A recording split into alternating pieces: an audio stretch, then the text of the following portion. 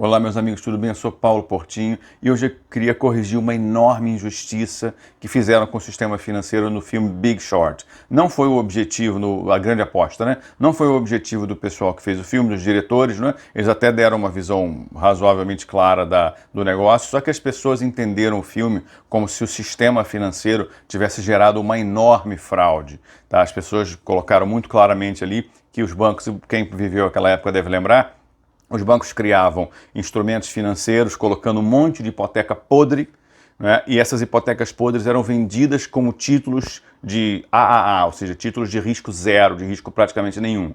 Isso realmente foi feito, mas isso não é uma fraude, tá? E eu vou explicar para vocês, se você tiver paciência de acompanhar um vídeo tão técnico, eu vou explicar para vocês por que que não é. Por que que os caras conseguiram transformar US$ 1 bilhão de hipotecas podres em títulos de dívida de altíssimo nível. Não é milagroso, mas é genial. Me acompanha.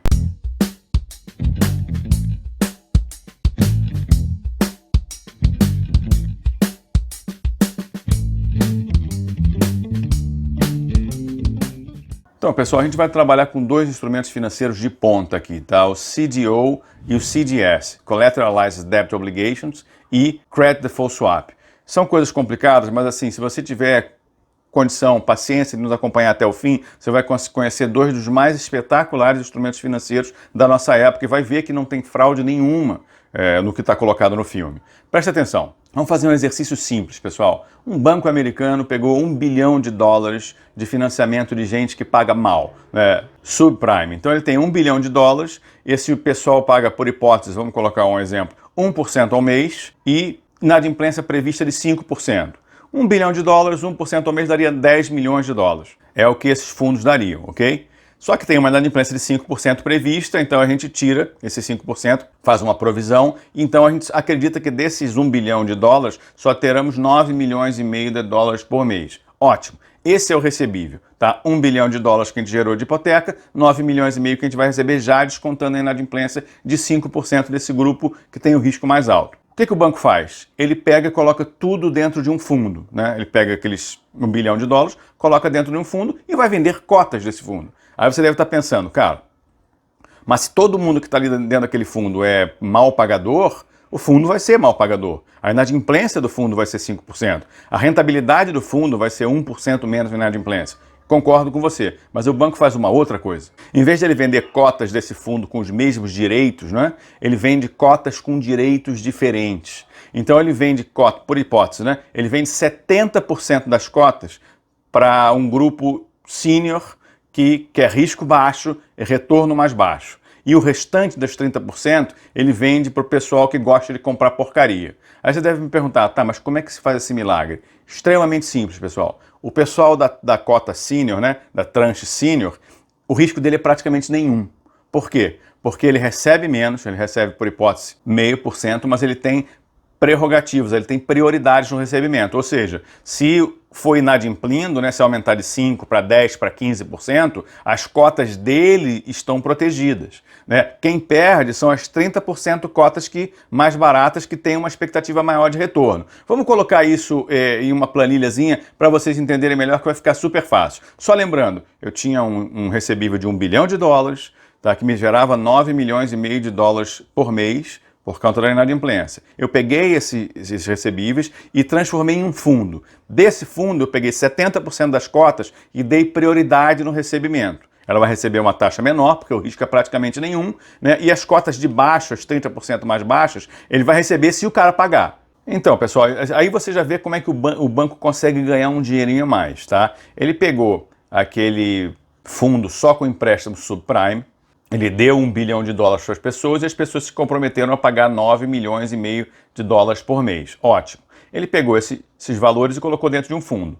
E ele vendeu cotas desse fundo, 70%, cotas sênior com risco praticamente zero e com juro de 0,5%. Tá? E a cota equity, que é a cota de risco maior, ele vendeu 30% das cotas com uma rentabilidade de 1,7%. Aí você deve estar vendo aí que eu não cheguei a 1 bilhão, cheguei a 1 bilhão e 100. Ou seja, o banco na emissão, na estruturação, na securitização, o banco já coloca um ganho dele, que pode ser 10%, pode ser 15%, pode ser 20%, e ainda assim vocês vão perceber que a estruturação de recebimento, de recebíveis que ele espera, ainda assim consegue cobrir numa boa as promessas de juros que foram feitas por esse fundo.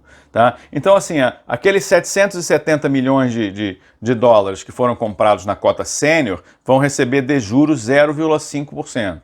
Ou seja, esse meu fundo precisa garantir para esses caras 3.850.000 dólares por mês. Ótimo.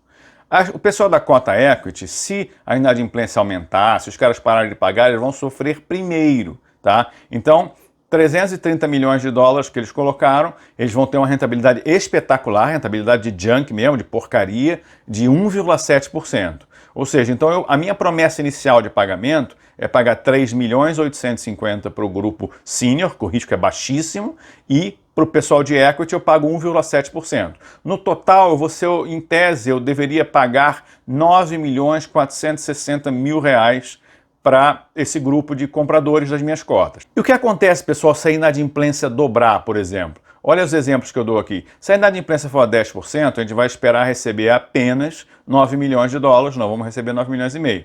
Beleza, vai sobrar quanto para o pessoal do equity? 5 milhões e 100. Deveria ser 5.610, mas sobra só 5.150. 5.150. Qual é a taxa deles? 1,56. E se a inadimplência for a 20%? Ainda assim, eles vão receber 4 milhões e 150, porque é o que sobrou, né? A gente vai receber só 8 milhões, não vai receber mais os 9 milhões e meio iniciais. E ainda assim, eles têm uma rentabilidade de 1,26%.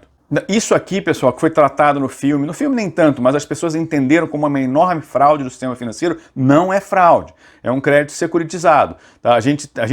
Realmente as pessoas que estão na cota sênior não têm risco.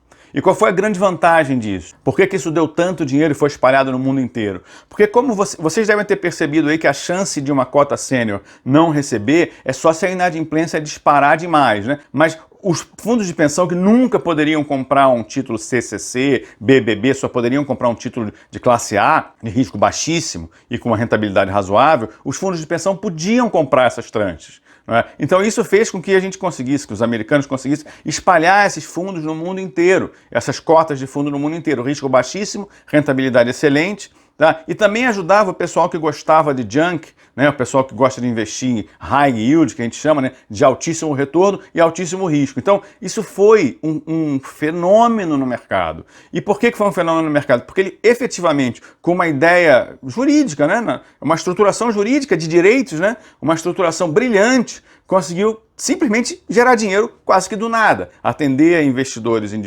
institucionais como fundos de pensão que querem ter uma rentabilidade maior e querem risco zero. Atender o pessoal junk que gosta de high yield, tá certo? E que torce para que melhore a inadimplência, ele ganhe ainda mais dinheiro, porque ele poderia ganhar ainda mais dinheiro, tá certo? Numa hipótese como essa. E o próprio banco conseguiu vender essas hipotecas de 1 bilhão de dólares que ele emprestou para as pessoas por 1 bilhão e 100, 1 bilhão e 200. Aí o que o banco fazia com esse 1 bilhão e 100, 1 bilhão e 200? Emprestava para mais pessoas. Então foi um boom, porque o veículo é espetacular. Mas agora a gente precisa conhecer um outro veículo que eu vou tentar explicar da forma mais simples possível, que foi o que foi utilizado pelo personagem do Christian Bale no filme, que quase ninguém entendeu. Esse veículo é o Credit Default Swap. Eu vou dar um exemplo que talvez fique muito claro para as pessoas.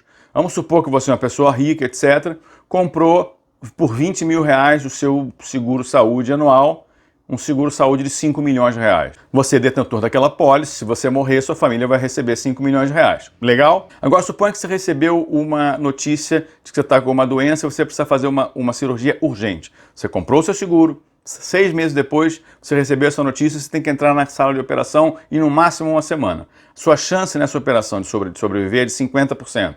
50% você vai ficar bem, 50% você não vai conseguir, não vai sobreviver. Beleza? Quanto vale essa pólice?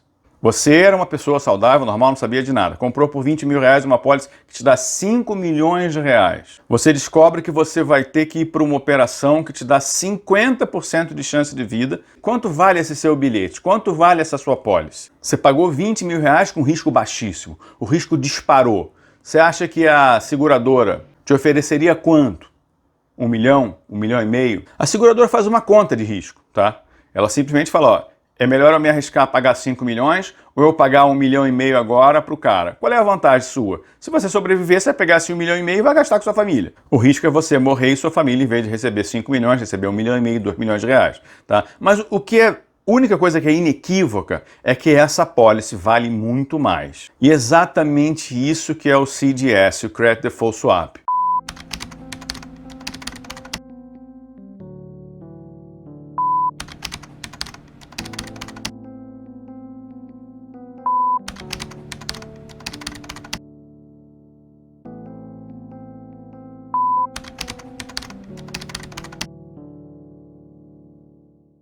O CDS não é um mercado, é um mercado altamente especulativo. O mercado chegou a proteger quase 60 trilhões de dólares de dívida. Mas ele é um mercado especulativo mesmo. Tem muita gente que não tem nenhuma condição de segurar nada, que está simplesmente comprando e vendendo, acreditando que esses CDS vão subir e descer. Vou dar um exemplo rápido para você. Você tem uma empresa com um determinado grau de risco, por exemplo, BB+. Aí o CDS dela está indicando que você pode vender um seguro de, sei lá, 1 bilhão de dólares por 1% ao ano. Então o que acontece? Alguém está interessado em se proteger contra aquela inadimplência e compra de você 1% de 1 bilhão de dólares é 10 milhões de dólares. Você embolsa aquele dinheiro, mas você não tem nenhuma condição de honrar aquilo. Mas você é o intermediário, você não tem nenhum interesse em ficar com aquilo na mão, entendeu? Se a empresa vier a falir. O seu objetivo é o seguinte: vai que essa empresa agora ela é reclassificada de rating, pela Fitch, pela S&P e tal, e ela fica menos arriscada. Aí quando você vai olhar aquele CDS, ele não está mais 1%, ele está meio. Então para você está protegendo 1 bilhão de dólares. Você recebeu 10 milhões de dólares. Agora, para você proteger os mesmos 1 bilhão de dólares, você só precisaria de 5 milhões de dólares, que é 0,5%. O que você faz? Você é especulador, embolsou 10 milhões de dólares, você compra o direito, ou seja, você está devendo uma proteção de 1 bi, compra uma proteção de 1 bi, o seu risco está zerado, você pagou 5 milhões de dólares, recebeu 10, você botou 5 milhões de dólares no bolso. Essa é a especulação. O que o Christian Bale fez no filme é diferente. Ele foi dentro de um banco, esse seguro não existia. Ele criou um calhamaço de papel lá com os advogados do banco, dizendo: olha, eu quero pagar, por hipótese, 0,5% ao ano para você proteger, sei lá, 1 bilhão de dólares. O banco deu risada de orelha a orelha, porque esse produto não existia. Por quê? Porque ninguém comprava esse seguro. Ninguém nunca apostou contra a quebra do sistema de mortgage americano, de hipoteca americano. Nunca. Aí o banco abriu um sorriso de orelha a orelha, estava ganhando dele, se não me engano, 50 milhões de dólares por ano. Ele estava pagando para o banco, um banco gigante, segurá-lo. Quer dizer, se o negócio inadimplisse, se caísse, o Christian Bale recebesse, sei lá, 1 bilhão, 2 bilhões de dólares, dependendo do tamanho da coisa que ele tinha segurado. Só que o objetivo do Christian Bale não era segurar até quebrar. O objetivo do Christian Bale era ver a inadimplência disparando e o valor desse seguro subindo, que é o que acontece no mercado de CDS. O negócio é altamente volátil, aumentou um pouquinho o risco da empresa, disparou o custo daquele seguro. Então o Christian Bale imaginou que aquele 0,5% que ele estava pagando, por 50 milhões, ele poderia vender por 100, por 150, por 250, por 300 milhões. Entendeu? Só que aí é que vem a fraude de fato do filme. O Christian Bale ligava pro gerente do banco, o banco dizia: quanto é que está a cotação? A mesma. 2006, 2007 o mundo acabando na hipoteca americana. 2008, quebra o Bear Stearns no começo do ano, no primeiro trimestre. Ele liga pro cara: ah, não mudou nada. Quer dizer, o negócio alivia que ele estava pagando 50 milhões de dólares por ano. É a mesma história que eu falei da seguradora para vocês. A seguradora já devia estar implorando para ele: ó, cara, eu pago por esses 50 milhões que você tem aqui contra mim, que vai te proteger para 2 bilhões de dólares, eu pago 500 milhões, eu pago 700 milhões de dólares. Entendeu? E você coloca esse dinheiro no bolso. O banco foi fraudando a informação. Quer dizer, o sistema é muito legal, mas o sistema sem o mecanismo de dar preço, né, de preço de mercado, quer dizer, o banco te dizendo qual é o preço, foi uma catástrofe. Tanto é que o Christian Bale, ele disse que o mercado americano estava disfuncional, estava vivendo numa fraude, e ele fechou as retiradas do fundo. Então as pessoas estavam desesperadas e as pessoas não podiam tirar, queriam matá-lo. O que aconteceu foi que a coisa chegou a um nível tão grande que o banco já não conseguia mais esconder. Aí já estava desesperado para tirar esse seguro que ele tinha da mão dele, pagar ele uma fortuna para não ter que pagar, no caso de uma inadimplência gigantesca dos fundos de hipoteca, ele o banco preferiu honrar antes da coisa quebrar e ele ter que pagar tudo. Tá? Então, se o mercado tivesse funcionado bem, o problema seria praticamente zero, mas o mercado funcionou mal. Mas, de qualquer maneira, a fraude no filme, pode haver outra, houve uma ganância absurda, né? Tinha prostituta com cinco hipotecas, porque o cliente dela era corretor de imóveis e convencia que os imóveis subiam de preço, a pessoa renovava a hipoteca, pegava duas casas, 3 casas. Tinha um amigo meu que trabalhava em empresa de ponta lá nos Estados Unidos e ele não conseguia acreditar que estava todo mundo largando empregos maravilhosos para virar corretor de imóveis naquela época, né? No final da década passada. Quer dizer, tem muita ganância, tem muita coisa errada, mas o que deu errado nisso aí, o que deu errado nesse negócio, foi que o banco deveria ter apressado a mercado esse seguro. Se ele tivesse feito isso, o Christian Bale teria saído talvez em 2007, talvez em 2008, e o mais importante, a enorme vantagem no mercado ativo de CDS, que é um mercado que te diz qual é o seu risco, é que a gente consegue ver o risco antes dele explodir, né? Então, se existisse um mercado ativo para essas proteções que o Christian Bale criou, na verdade foi ele que criou, nós teríamos visto o mercado americano disparar a inadimplência, disparar o risco e não precisaria ter explodido como explodiu em 2008. Tá? Fica essa, se você puder rever o filme, né? The Big Short, acho que short em inglês significa vender a descoberto, mas nesse caso acho que faz mais sentido a gente imaginar que ele se protegeu para uma coisa que ele não tinha, né? Como ele comprou um seguro de vida para um terceiro. Né? Se o terceiro morrer, ele recebe. E, de certa forma, a vida não é dele. Então, é como comprar a descoberta. Não sei se foi essa exatamente a intenção das pessoas do filme. Mas se você rever o filme, você vai, com essa visão agora, você vai ver que, assim, há muito problema, muita ganância, mas o sistema financeiro agiu como devia agir, exceto na precificação do risco. Que aí o banco ligava para ele e dizia, não, tá tudo bem, e aí deu o que deu, né?